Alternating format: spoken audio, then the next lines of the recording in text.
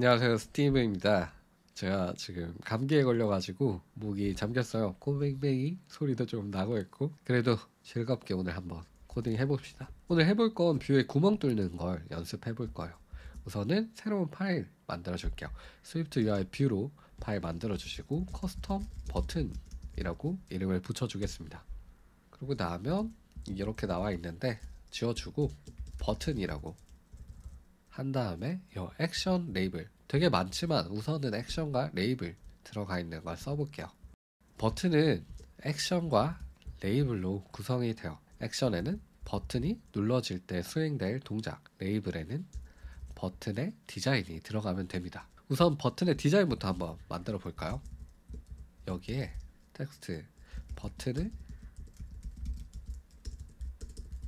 눌러주세요. 그리고 foreground 스타일 화이트로 줄게요. 원래는 foreground 컬러였는데 이게 deprecated 되면서 foreground 스타일로 이름이 바뀌었어요. 폰트를 large title로, frame, max width, infinity로, 그리고 패딩 살짝 주시고, 그리고 background 컬러는 블루로 줄게요. 이렇게. 그리고 이것도 코너 레디우스가 있었는데 데프리케이티드 돼서 클립 쉐입을 써야 됩니다. 클립 쉐입으로 라운디드 렉탱글 코너 레디우스 20 정도 주고 패딩을 한 번 더 줄게요. 이렇게 지금처럼 커스텀 버튼을 만들었을 때 어떤 뷰에서든지 커스텀 버튼하고 괄호를 열고 닫아주면 사용이 가능해집니다. 근데 만약에 이 버튼을 눌러주세요 라는 텍스트를 바꾸고 싶다면 어떻게 해야 될까요? 그럴 때는 구멍을 뚫어주게 됩니다. 앞으로 뷰에 사용될 상수 혹은 변수 같은 프로퍼티를 선언해 주는 걸 저는 구멍을 뚫는다고 표현을 할게요. 그럼 구멍을 뚫어줘 봅시다. let placeholder 스트링 타입이고 이 텍스트에 placeholder를 넣어줄게요. 선언한 프로퍼티를 잘 보면 이름과 타입을 지정해주고 초기 값이 무엇인지는 명시해주지 않았어요. 이 상태에서 커스텀 버튼을 호출하게 되면 지금처럼 에러가 뜹니다. 엑스코드가 물어보는 거예요. 야, 너 구멍 뚫었는데 이 구멍 이름을 구멍에 어떤 값이 들어갈지 얘기를 안 해줬어. 구멍 이름도 우선 넣어줘야 되고 어떤 값이 들어갈지도 선언을 해줘야겠네요. 픽스를 눌러보면 이렇게 플레이스홀더라는 구멍 이름이 생성이 됐고 이 스트링에 우리가 원하는 값을 넣어주면 됩니다. 구멍에다 값을 넣어주면 우리가 뷰를 부르고 싶은 순간에 값을 넘겨주고 이 값으로 뷰가 그려지는 거죠. 그러면 버튼 이름 바뀌었네요. 이렇게 버튼 이름이 바뀌었네요 라는 값을 바탕으로 뷰가 새로 그려지게 됐네요. 이 뷰에서 선언한 프로퍼티 바로 밑에 이닛을 한번 입력을 해볼게요. 그러면 뭔가 있어. 엔터를 치면 자동 완성이 됐어요. 과연 이 이닛이란 무엇인가? 우리 아까 플레이스 홀더에 구멍 뚫는 작업 했던 거 기억나요? 이 플레이스 홀더를 감싸고 있는 걸 볼게요. 커스텀 버튼에 플레이스 홀더 괄호로 감싸져 있습니다. 이닛은 이 괄호에 들어가는 걸 어떻게 표현할 것인지 나타내는 메소드예요. 더 쉽게 생각해 볼게요. 우선은 커스텀 버튼을 닫아주시고 새로운 스트럭트로 플라워라는 뷰를 만들어 봅시다. let name string 그리고 텍스트에 name 넣어주고 폰트 large title bold foreground style white background the blue the padding 이렇게 선언을 했다고 생각해 볼게요. 그냥 단순한 텍스트예요. 이 코드를 꽃을 어떻게 표현할지, 꽃이 어떤 식으로 생겼을지 미리 작성해둔 설계도의 도면이라고 생각해 볼게요. 이 꽃을 실체화하기 위해서는 괄호를 이름 뒤에 붙여줘야 됩니다. 그러니까 이렇게 되는 거죠. flower라고 치는 순간 괄호를 붙여줘야지 이게 실체화가 돼요. 해바라기 라는 이름을 붙여주겠습니다.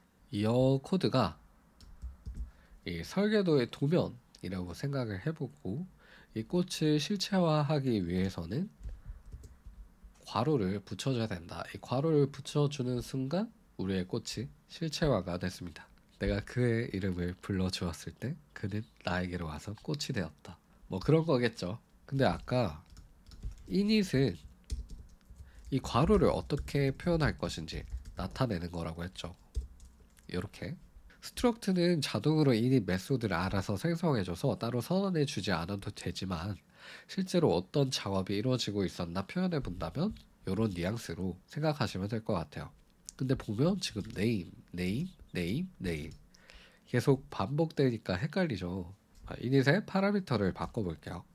오른쪽에 값 입력 고고라고 하고 여기는 이렇게 그리고 나면 에러가 떠요. 왜? init에 들어갈 이 구멍의 이름이 바뀌었으니까 바꿔줘야 됩니다. name을 오른쪽에 값 입력 고고로 바꿔주게 되고 그대로 해바라기를 넣어주게 되면 똑같이 보인다는 걸 알 수 있어요. 이 init 바로 뒤에 오는 괄호들이 플라워 뷰를 실체화하기 위해서 괄호를 붙일 때 초기의 괄호를 어떤 뉘앙스로 표현할지 나타내는 게 init 메소드예요. 다시 아까의 그 name으로 와서 본다면 사실은 이 self.name은 이 name이랑 똑같은 거고 init에 받아지는 your name은 your 메소드 안에서 쓰는 name과 똑같은 거죠. 이걸 그림으로 보면 좀 더 이해가 쉽습니다. 이렇게 init에 괄호를 붙여준 게 이 플라워 뷰를 실체화할 때 괄호를 표현을 하는 거예요. 지금은 init으로 같은 타입인 스트링을 써줬지만 내가 원한다면 다른 타입을 받아서 예를 들면 뭐 count라고 해볼게요.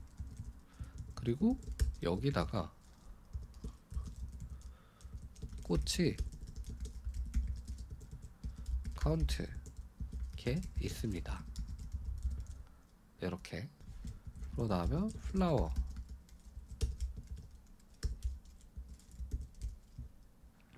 꽃이 4개 있습니다 라고 떴네요. 자, 그래서 지금 이런 뉘앙스로 플레이스홀더 구멍을 뚫고 넘겨주는 걸 해봤고요. 다시 버튼으로 돌아와 가지고 레이블은 이렇게 표현을 하고 플레이스홀더를 이렇게 갈아 끼워 줄 수 있게끔 해주면 될 거고 액션에는 프린트 버튼이 눌러졌습니다 라고 표현을 하면 될 거예요.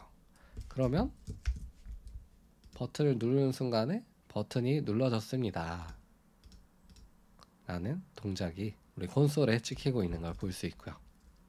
지금 보면 이렇게 액션 레이블 다 들어가 있는데 이거를 간소화 시켜줄 수도 있어요.